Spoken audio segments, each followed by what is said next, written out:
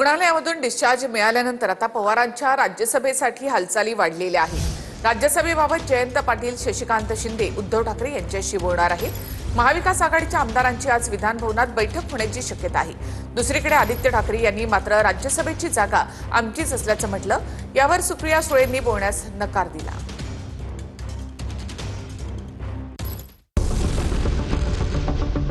शरद पवार राज्यसभा निवडणूक लढवण्याचे संकेत आहेत। रुबी रुग्णालयातून डिस्चार्ज मिळाल्यानंतर शरद पवारांच्या पक्षानं राज्यसभेसाठी हालचाली सुरू केल्या आहेत। शरद पवारांना राज्यसभेसाठी पाठिंबा द्यावा यासाठी जयंत पाटील उद्धव ठाकरेंची भेट घेणार आहेत। सगळ्यांची इच्छा आहे की आदरणीय पवार साहेबांनी राज्यसभेवर जावं आणि अर्थातच कालच माननीय जयंत पाटील आणि माननीय शशिकांत शिंदेजी यांनी उद्धवजींची ही वेळ मागितलेली आहे। मी काल स्वतः अनिल देसाईंना आणि संजय राऊत साहेबांना विनंतीही केली या विषयाबद्दल आणि वेळ पडली तर मीही दिल्लीत काँग्रेसच्या लीडरशिपला भेटीन। एक मात्र नक्की की माननीय शरद पवार साहेब हे निवडणुकीला उभे राहणार आहे, त्याच्याविषयी माझ्या मनात शंका नाही। समजा जर शरद पवार असतील तर ही निवडणूक बिनविरोध होईल हे मी कसं काय सांगणार?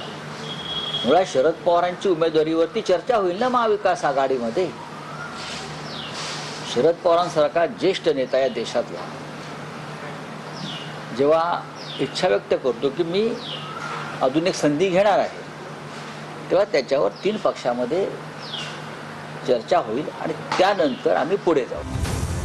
मवियाच्या वाट्याला राज्यसभेची एकच जागा येणार आहे। शरद पवारांना राज्यसभेवर पाठवलं तर प्रियंका चतुर्वेदींना उमेदवारी मिळणार नाहीये।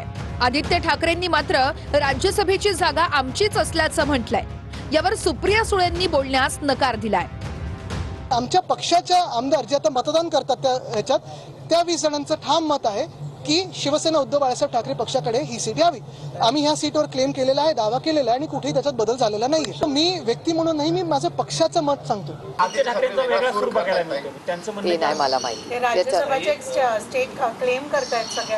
नाही ठीक आहे ना, अधिकार आहे ना। कसं आहे, चर्चा करायला काय प्रॉब्लेम आहे? चर्चा करायला काहीच प्रॉब्लेम नाही। राज्यसभेच्या 7व्या जागासाठी शरद पवार साहेबांचं नाव पुढे करून आदित्य ठाकरे आणि प्रियंका चतुर्वेदींना दूर करण्याचं काम संजय राऊत यांनी धूर्तपणे केलेलं आहे। संजय राऊत यांना माहिती आहे की प्रियंका चतुर्वेदींना पुन्हा एकदा राज्यसभेला संधी मिळाली तर पुढच्या वेळेला संजय राऊत यांचा पत्ता कट होईल। शरद पवारांना सध्या रुबी रुग्णालयातून डिस्चार्ज देण्यात आलाय। पुढील 2 ते 3 दिवस त्यांना विश्रांतीचा सल्ला देण्यात आलाय। याच वेळी पवारांनी राज्यसभेसाठी तयारी सुरू केली आहे।